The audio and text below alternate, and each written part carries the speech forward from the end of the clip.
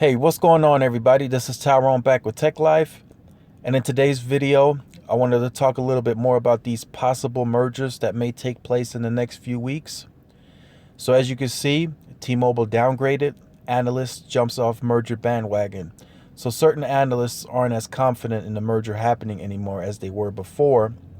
And yesterday in the comment section, I had a conversation with the YouTuber Daylight 1776, and he was letting me know some info that I didn't even know, that there is a law against a company having too much market share. So if Comcast were to purchase T-Mobile, merge, or purchase Sprint or merge with them, they would be considered having too much market share in the telecommunication space. So that law would kick in, and Congress would block that merger or attempt of purchase of these two companies for Comcast.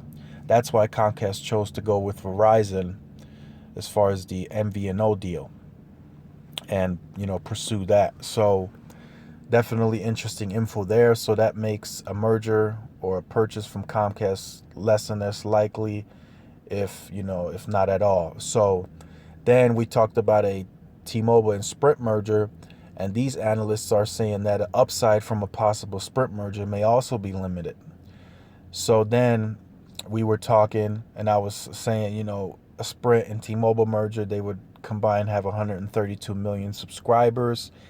But as we head into the 5G space, it looks like Verizon's already 10 steps ahead once again. They already partnered with Samsung, and they're already working on 5G equipment and what 5G could possibly be in the future. Now, as I have said in some of my other videos, Neville Ray, the CTO from T-Mobile, has said that we probably won't see a true 5G network until the next decade, because it is all dependent on higher frequencies, which requires much denser networks. So the penetration inside of buildings will be tough on higher frequencies, as many of you have experienced with Sprint. So that will require more small cells, more towers.